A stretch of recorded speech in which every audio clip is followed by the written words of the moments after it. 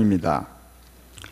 출애굽기 구약성경 98페이지네요. 제가 가진 성경은 12장 21절부터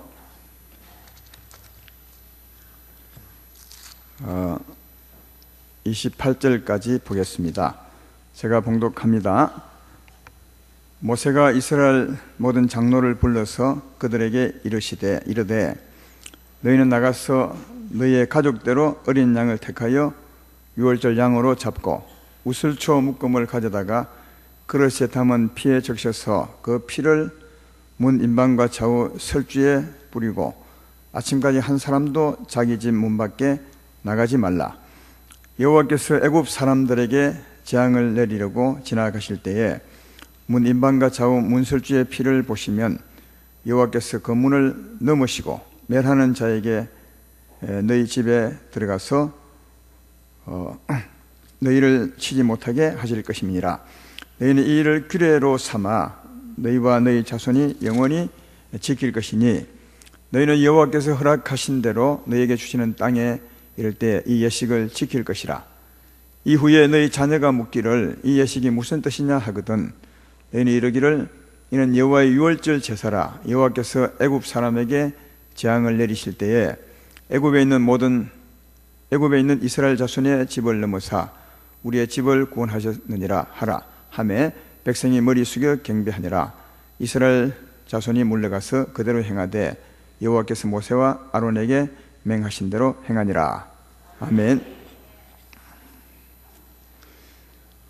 오늘은 지난주에 이어서 하나님을 섬기게 하시려고 두 번째 말씀이 되겠습니다. 지난주도 우리를 구원하신 목적이 하나님을 섬기게 하시려고 이런 제목이었습니다. 하나님이 애굽 땅에 종로로 타고 있는 이스라엘 백성들을 모세를 통해서 구원해 내시되 모세로 하여금 피를 바르게 하사 피를 바른 사람들의 집에 있는 사람들을 하나님이 구원해 내셨습니다.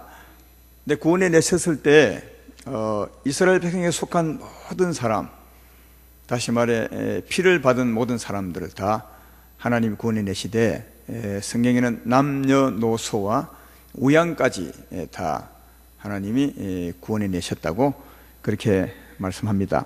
여러분 집에 의하면 여러분 믿음 좋은 사람과 믿음이 없는 나이 많은 사람, 또 나이 적은 아이들, 그리고 여러분의 소유까지, 전에는 사망이 차지했지만 예수님의 피를 바를 때, 믿음의 사람이 바를 때 하나님께서 여러분의 가족과 산업을 주관했던 어둠을 다 몰아내고,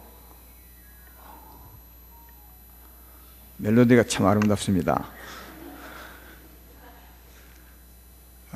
다 하나님께로 옮기셨다 그렇게 말했습니다. 그래서 남녀노소와 우양까지 건져내셨다 그렇게 말씀을 했습니다.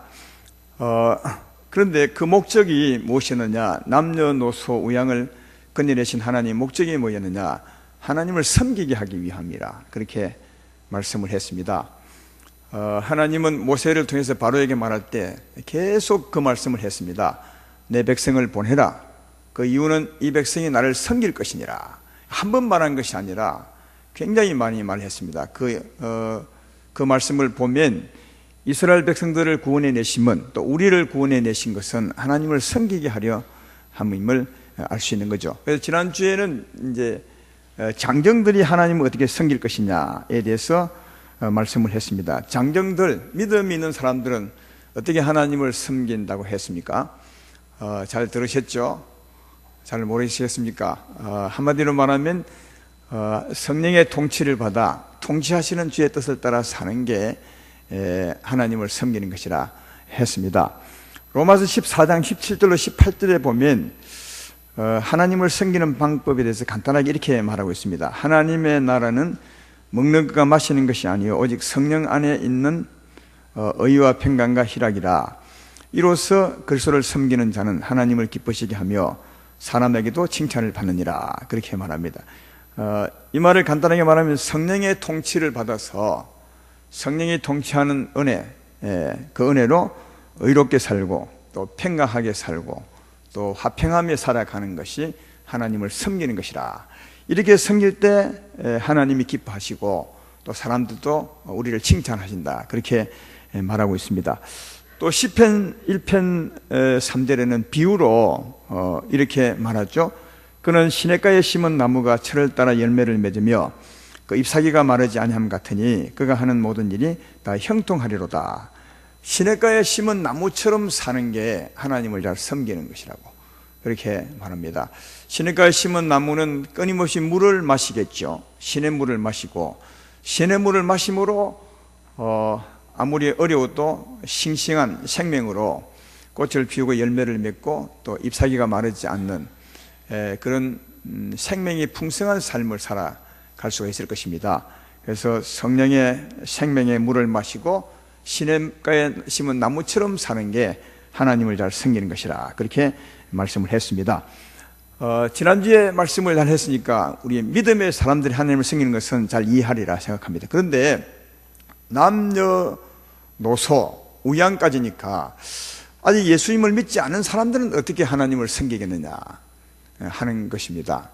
어떻게 섬기겠습니까? 오늘 어린아이들 주간인데 어린아이들 아직까지 자기 지능으로는 예수를 믿지 못하는 사람들은 어떻게 하나님을 섬기겠는가? 하나님을 섬기게 하기 위해서 구원했다고 했는데 어린아이들은 우선 이제 장정들이 믿음의 사람 우리들이 어린아이들 하여금 예수님을 믿게 만들어야 합니다.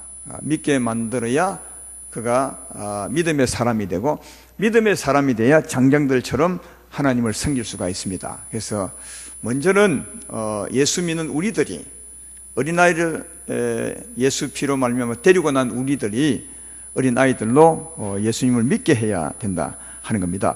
오늘 읽었던 본문에서 그것을 말씀해 주고 있습니다. 25절부터 한번 27절까지 한번 더 보십시오. 너희는 여호와께서 허락하신 대로 너희에게 주시는 땅에 이를 때에 이 예식을 하라. 이 예식은 이제 구원받은 예식, 6월절 예식이죠. 26절에 이후에 너희의 자녀가 묻기를 이 예식이 무엇이냐 하거든 너희는 이르기를 이는 여호와의 6월절 제사라. 여호와께서 애굽 사람에게 재앙을 내리실 때 애굽에 있는 이스라엘 자손의 집을 넘어사 우리의 집을 구원하셨느니라 하라.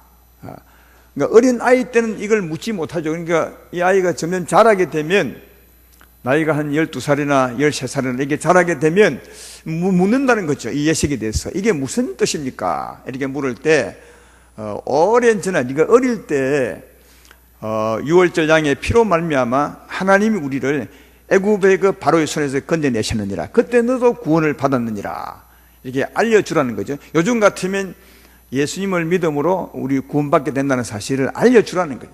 다르게 말하면 예수님 믿게 하라 하는 것을 알 수가 있다 하는 겁니다. 어릴 때는 자기 믿음으로 하나님의 보호를 받지 못합니다.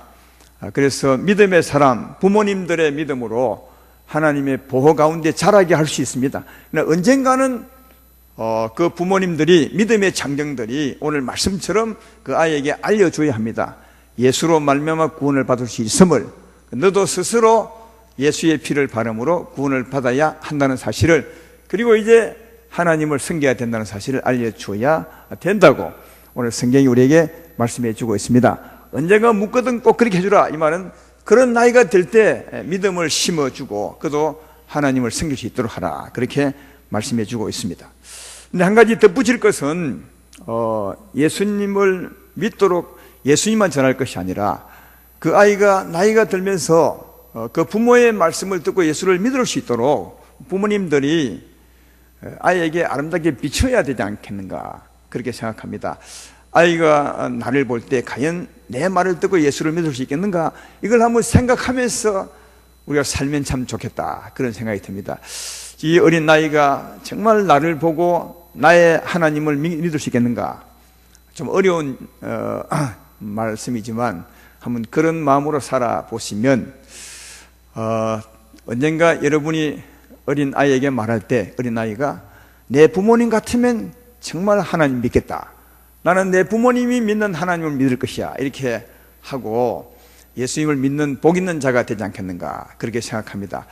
그렇게 아름답게 살면서 꼭 예수 믿게 하심으로 여러분이 하나님을 섬긴 것처럼 그들도 하나님을 섬기게 하시기를 주의 이름으로 축원합니다.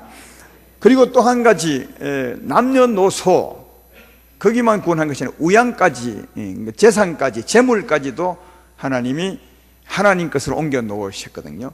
그 이유도 하나님을 섬기게 하기 위함이라 했으니까, 그럼 재물로는 하나님 어떻게 섬기겠습니까? 오늘은 이 부분을 좀 말씀을 많이 해보려고 합니다. 재물을 구원해내심도 재물로도 하나님을 섬기게 하려고 건네내셨다 그렇게 했는데, 재물은 어떻게 하나님을 섬기게 하느냐 하는 겁니다. 그 재물은 결과적으로 말하면 하나님의 뜻대로 드리는 겁니다. 하나님이 필요할 때 하나님의 뜻대로 드리는 것이 하나님을 재물로 섬기는 거죠. 왜냐하면 그 재물도 하나님이 값주고 사셔서 건네내신 것이니까요. 하나님 것입니다. 그래서 하나님 것이므로 하나님이 필요할 때, 하나님이 요구할 때 드리는 것이 재물로 하나님을 섬기는 것임을 금방 이해할 수가 있을 것입니다. 이 하나님 것이기 때문에 하나님이 달라 할 때 하나님께 드리는 이 같은 신앙은 이스라엘 백성들에는 너무너무 잘 되어 있습니다. 우리는 이제 이스라엘 백성에 비하면 이방인이라 이런 습관이 잘 되어 있지 않지만, 이스라엘 백성들은 하나님과의 관계에서 이게 너무 잘 되어 있어서 하나님 필요하면 즉시 드리고 삽니다. 그들은 믿음이, 은혜가 우리보다 없지만 실제로 삶은 그렇게 하고 있는 것을 성경을 통해서 알 수 있습니다. 예수님께서 예루살렘에 들어가실 때, 그리고 십자가 짊어지러 들어가실 때 성경에 따라서 나귀 새끼를 타고 들어가셔야 했습니다. 그래서 예루살렘 입성 전에 예수님이 제자들에게 이런 부탁을 하죠. 그 부탁을 보면 이스라엘 백성들의 그 제물로 하나님을 섬기는 모습을 볼 수 있습니다. 마태복음 21장 1절로 3절에 이런 말씀이 있죠. 그들이 예루살렘 가까이 가서 감람산 벳바게에 이르렀을 때에 예수께서 두 제자를 보내시며 이르시되 너희는 맞은편 마을로 가라. 그리하면 곧 매인 나귀와 나귀 새끼가 함께 있는 것을 보리니 풀어 내게로 끌고 오라. 만일 누가 무슨 말을 하거든 주가 쓰시겠다 하라. 그리하면 즉시 보내리라. 우리하고는 참 뭐랄까 정서가 안 맞다고 해야 되나요? 있을 수 없는 일이죠. 예수님이 건너편 마을로 두 제자를 보내면서 하시는 말씀이, 거기 가면 나귀가 매여 있을 텐데 그걸 끌고 오라. 주인이 왜 끌고 가느냐 하거든 주께서 쓰시겠다 합니다. 하라. 그러면 즉시 보내줄 거라. 이렇게 말합니다. 왜요? 주인이 쓰신다니까 이제 종들은 보내는 거죠. 그래서 이 이스라엘 백성들은 이게 진짜 잘 되어 있습니다. 하나님 것이니까, 주님이시니까, 나를 구원해내고 또 내 소유를 건네내신 주인이시니까 주님이 쓰시겠다 하면 즉시 드리게 된다 하는 겁니다. 또 이 이후에 예수님이 십자가 짊어지기 전에 제자들과 함께 마지막 유월절을 보내기를 원하셨습니다. 유월절은 어느 장소가 있어야 되거든요. 방이 필요했습니다. 그래서 유월절 먹을 그 방을 구하는데도 이렇게 기록되어 있습니다. 누가복음 22장 10절로 12절에 이르시되 보라 너희가 성내로 들어가면, 예수님 말씀이에요. 물 한 동이를 가지고 가는 사람을 만나리니 그가 들어가는 집으로 따라 들어가서 그 집 주인에게 이르되 선생님이 내게 하는 말씀이 내가 내 제자들과 함께 유월절 먹을 객실이 어디 있느냐 하시더라 하라. 그리하면 그가 자리를 마련한 큰 다락방을 보이니 거기서 준비하라. 그렇게 참 주님은 편리하셨겠어요 보니까. 왜냐하면 물동이 이고 가는 집 따라 들어가서 주님이 말씀하시기를 오늘 제자들과 함께 유월절 먹을 방을 하나 달라 하더라. 그러면 그 사람이 보여준다는 거죠. 물론 이제 우리가 알지 못하는 하나님의 역사가 있었을 것 같아요, 이 사이에. 그러나 이렇게 하시면 주님이 이렇게 하시면 그가 주인이기 때문에 그렇다 하는 겁니다. 여러분, 예수님은 하나님이시고 그보다 더 겸손하고 온유한 분이 어디 있겠습니까? 결코 무리하게 행동하지 않는 분이신데 우리의 생각에는 너무너무 무리한 것처럼 당당하게 주님이 쓰시겠다라, 주님이 그 방을 좀 쓰시겠다라 그렇게 요구합니다. 왜 이렇게 할 수 있는 것입니까? 이게 사실이니까요. 주님이 주인이시니까. 그리고 그들은 당연히 내어놓습니다. 아무 말, 즉시 보내리라. 아무 말 하지 아니고 내놓으리라. 이렇게 한 것처럼 그들은 하나님을 주인으로 인정할 때 내 소유도 하나님 것입니다. 이렇게 하는 것을 볼 수 있습니다. 고린도전서 6장 19절로 20절에 우리에 관한 말씀이 있죠. 너희 몸은 너희가 하나님께로부터 받은 바 너희 가운데 계신 성령의 전인 줄을 알지 못하느냐. 너희는 너희 자신의 것이 아니라 값으로 산 것이 되었으니 그런즉 너희 몸으로 하나님께 영광을 돌리라. 그렇게 우리가 예수 믿을 때 예수님이 피로 값주고 사셨어요. 전에는 죄로 말미암아 사망의 그늘 아래 살았던 사람인데 거기서 건져내리고 우리를 축복하시려고 천국 백성 삼으시려고 피로 값주고 사셨어요. 그래서 그 후에 말하면 이제 너희는 너희 것이 아니라 네가 네 것이 아니라 내 것이라. 그러므로 네 몸으로 나를 위해서 영광을 돌리라. 그렇게 말합니다. 내가 주님의 것이면 내 소유도 당연히 주의 것이죠. 그래서 이런 신앙으로 살아야 나를 구원하신 나의 주가 되신 하나님 앞에 올바른 신앙으로 살아가는 것임을 알 수 있습니다. 이런 이스라엘 백성들의 주님과 종된 일은 소유된 이런 개념은 아마 애굽 땅에서 이스라엘 백성을 건져내고 그 다음 그 하나님과의 사이에서 이들이 이 믿음이 싹튼 것이 아닌가 그렇게 생각됩니다. 그래서 애굽 땅에 살던 이스라엘 백성들을 구원해 내시고 광야로 나오시는데 광야에서도 이런 그 하나님의 모습을 잘 발견해 볼 수 있습니다. 오늘 그 말씀을 좀 보겠습니다. 출애굽기 35장 4절에 보면 하나님이 모세에게 이렇게 말하죠. 모세가 이스라엘 자손의 온 회중에게 말하 이르되 여호와께서 명령하신 일이 이러하니라. 이러시기를. 여호와께서 뭘 명령했느냐. 그 다음 출애굽기 35장 5절로 9절에 하나님이 모세 통해서 명령하신 일이 있습니다. 이렇게 말합니다. 35장 5절로 9절에 너희의 모든 소유 중에서 너는 여호와께 드릴 것을 택하되 마음에 원하는 자는 누구든지 그것을 가져다가 여호와께 드릴지니 곧 금과 은과 녹과 청색, 자색, 홍색 실과 가는 배실과 염소 털과 붉은 물들인 순양의 가죽과 해달의 가죽과 조각목과 등류와 및 간유에 쓰는 향품과 분향할 향을 만드는 향품과 호마노와 에봇과 흉패에 물릴 보석이니라. 이 종류는 큰 의미가 없고요. 하여튼 하나님 명령하사 네가 소유를 내게 내놓아라 내놓으라 말했습니다. 여호와께 드릴 것을 네가 택해서 마음에 원하는 자는 누구든지 가져다가 이런 것을 내놓아라 이렇게 하나님이 모세를 통해서 그 백성들에게 말씀한 것입니다. 그리고 그래서 이 백성이 그 말씀을 듣고 갔죠. 듣고 간 후에 그들이 행동을 하는데 그 행동이 이렇게 기록되어 있습니다. 출애굽기 35장 20절 29절에 잘 들어보십시오. 하나님 말씀으로요. 이스라엘 자손의 온 회중이 모세 앞에 물러갔더니 이제 듣고 갔다는 말이죠.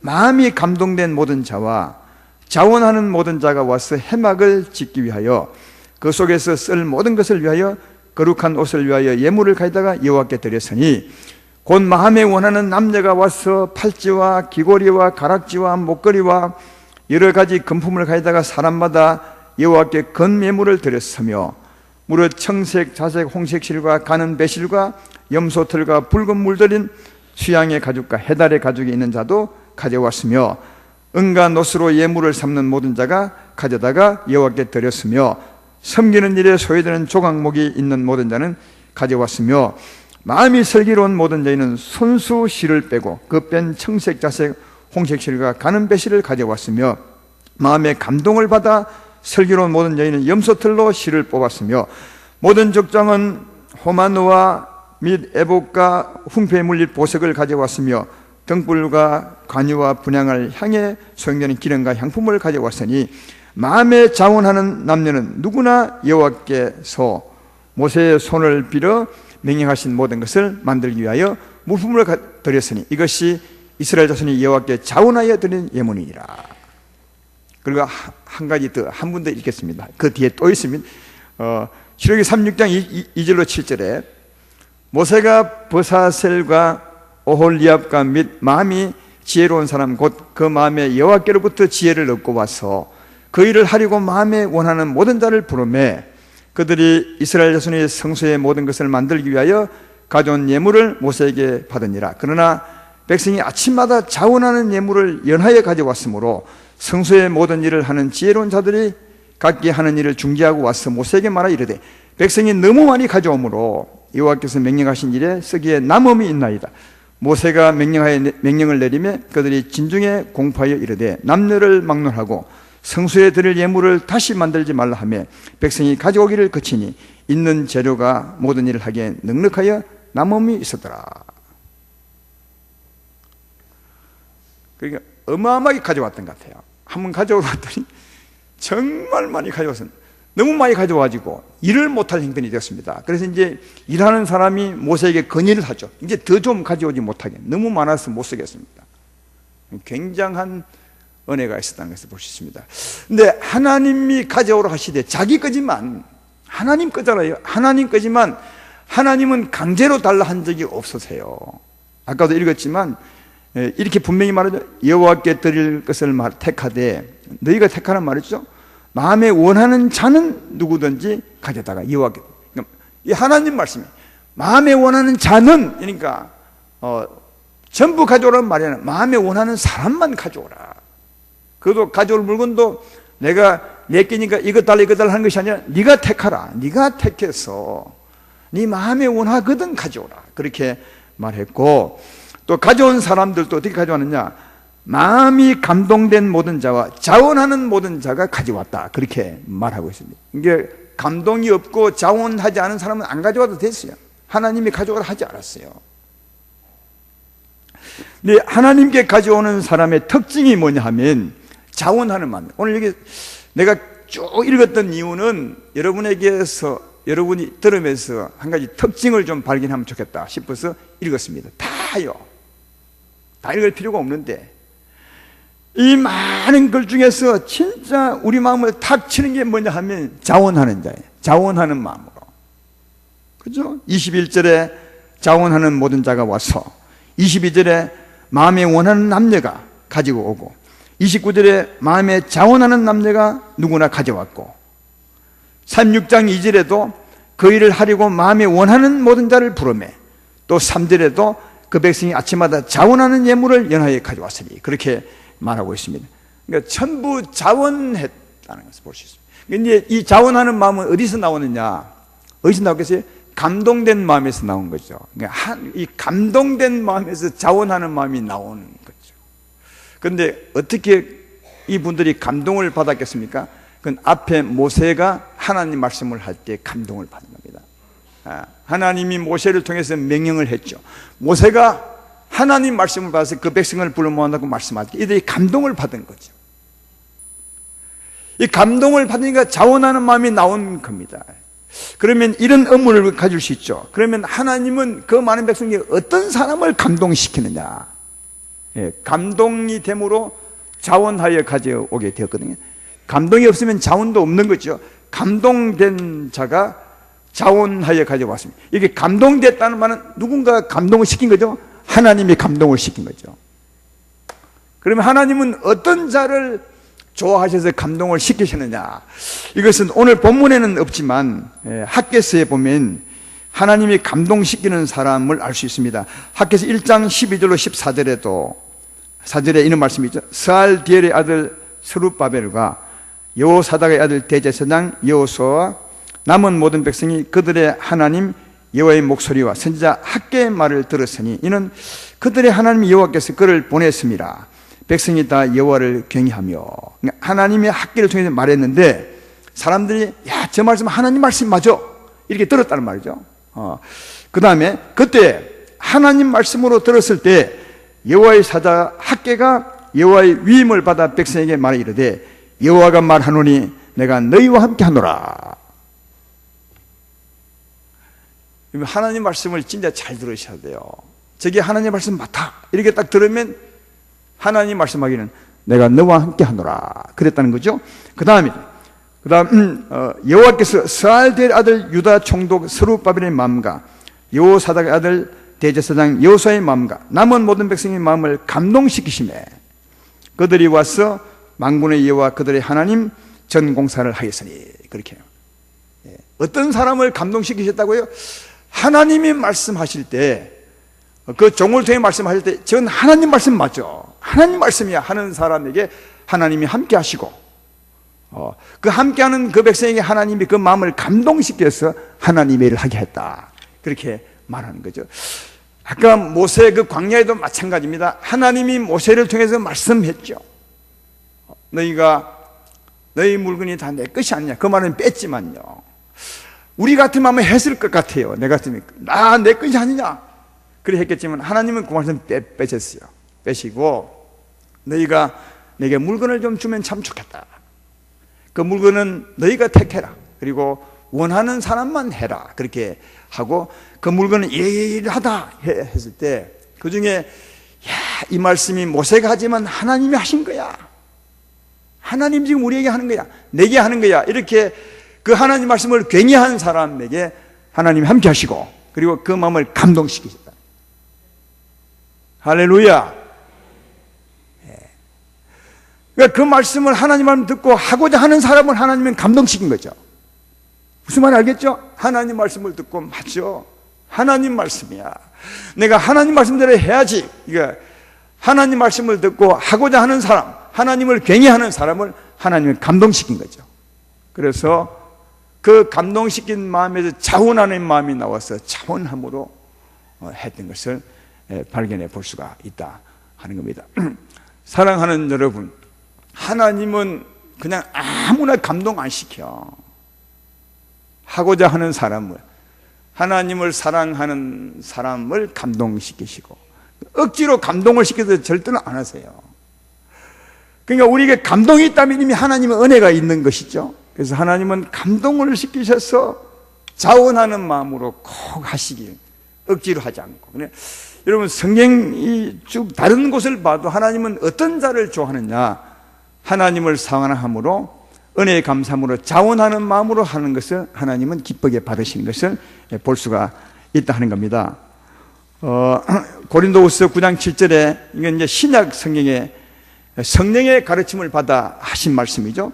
고린도후서 9장 7절에 각각 그 마음에 정한 대로 할 것이요 인색함으로나 억지로 하지 말지니 하나님은 즐겨내는 자를 사랑하시느니라. 꼭 같으면 즐겨내는 마음이 뭐죠? 자원하는 마음이에요.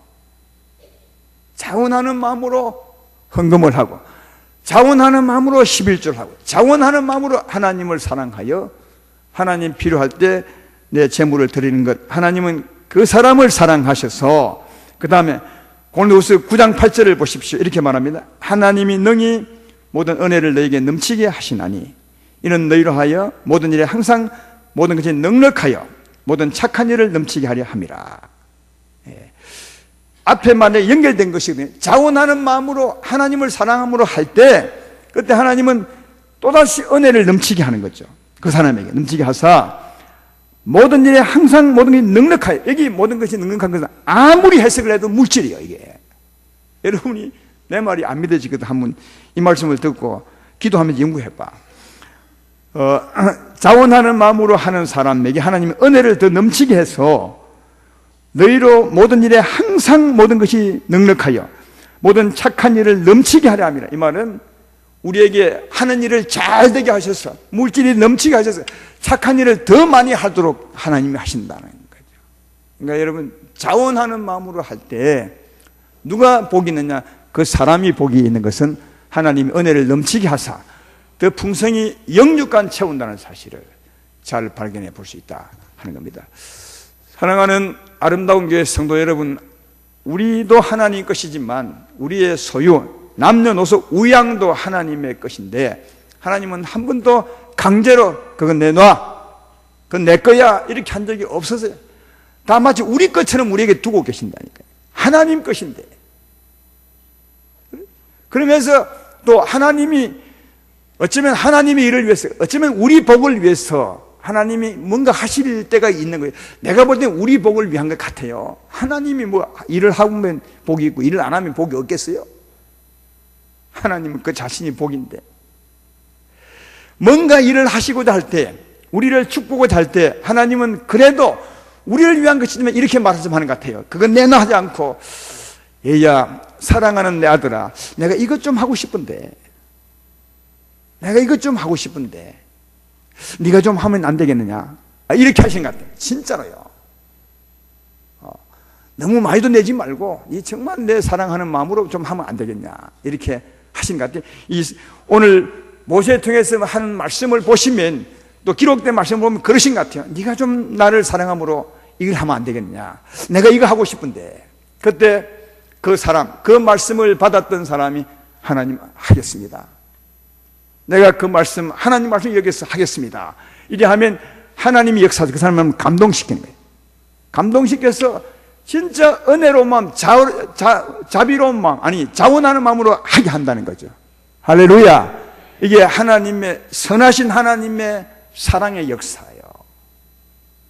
자, 여기서 우리에게 자원하는 마음이 있어서 뭔가를 한다면 이미 그 전에 하나님의 감동이 있는 거예요. 하나님의 기뻐하심이 있는 거예요. 하나님의 사랑하심이 있는 것이면, 제 말 이해되십니까? 그래서 진짜 믿음이 좋은 사람은 자원하는 마음이 올 때, 야, 하나님이 나를 사랑하신 거야, 이게 온다는 거예요. 이 감동하는 마음은, 이 자원하는 마음은 하나님이 나를 감동하시기 때문에 하신 것이므로 하나님의 축복의 손길이 있었구나, 이걸 안다는 거죠. 그래서 진짜 믿음이 좋은 사람, 하나님을 사랑하는 사람은 자원하는 마음이 올 때부터 나를 사랑하신 하나님을 사랑하게 된다는 거예요. 여러분, 이런 예민한 영감으로 산 사람 중에 한 사람이 다윗입니다. 다윗은 그래서 이렇게 고백합니다. 역대상 29장 13절로 17절에 이런 다윗의 고백을 보십시오. 우리 하나님이여, 이제 우리가 주께 감사하며 주의 영원한 이름을 찬양하나이다. 나와 내 백성이 무엇이기에 이처럼 즐거운 마음으로 드릴 힘이 있으나이까. 참, 대단한 말이죠. 나와 내 백성이 무엇이기에 이처럼 즐거운 마음으로 드릴 힘이 있으나이까. 모든 것이 주께로 말미암아 사오니 우리가 주의 손에서 받은 것으로 주께 드렸을 뿐이니다. 우리는 우리 조상들과 같이 주님 앞에서 이방 나그네와 거류민들이라 세상에 있는 날이 그림자 같아서 희망이 없는, 전에 우리는 희망이 없는 사람이 아니었습니까? 사망의 종이 아니었습니까? 애굽 땅에 종로로 됐던 희망이 없는 사람 아니었습니까? 근데 우리를 이렇게 구원하셨습니까? 우리 하나님 여호와여, 우리가 주의 거룩한 이름을 위하여 성전을 건축하려고 미리 저축한 이 모든 물건이 다 주의 손에서 왔사오니 다 주의 것이니 나의 하나님이여, 주께서 마음을 감찰하시고 정직을 기뻐하시는 줄을 내가 아나이다. 내가 정직한 마음으로 이 모든 것을 즐거이 드렸사오니 이제 내가 또 여기 있는 주의 백성이 주께 자원하여 드리는 것을 보니 심히 기쁩니다. 우리가 무엇인데 이게 자원하는 마음으로 하나님을 사랑할 수 있게 하셨습니까? 내가 무엇인데, 내 백성이 무엇인데 이렇게 하나님이 사랑하십니까? 자원하는 마음으로 드리게 하십니까? 그러니까 자원하는 마음을 주신 이가 하나님이십니다. 하나님이 우리를 사랑하사. 다윗은 그걸 너무너무 크게 생각하는 것을 볼 수 있습니다. 사랑하는 여러분, 우리가 헌금을 할 때나 기도할 때나 이웃을 사랑할 때나 구제할 때나 헌신할 때나 내 마음에 자원하는 마음이 있다면 그 전에 하나님의 사랑이 있는 것입니다.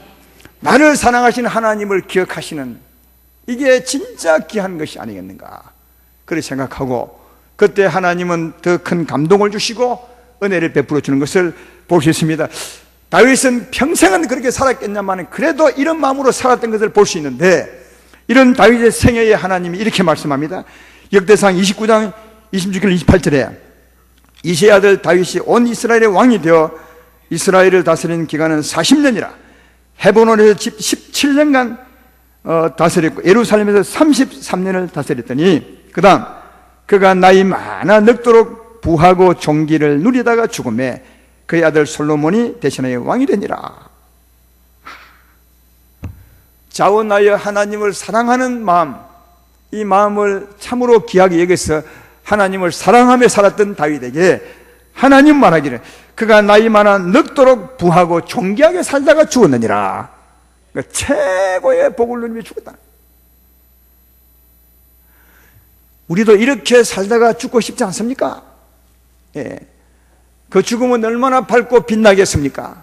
요즘 뭐 100세 인생이라 해서 이상한 말 하지만 예수님 믿지 않고 사망의 그날날에 백세를 산들 뭐 하겠습니까? 더 괴로울 인생뿐이죠, 성경에 말하면. 그래도 그게 복이라고 백세까지 살려고 예를 쓰는데, 성경은 말합니다. 예수를 믿지 않고 사는 사람은 차라리 태어나자 낙태된 자보다 더 못하다고 합니다.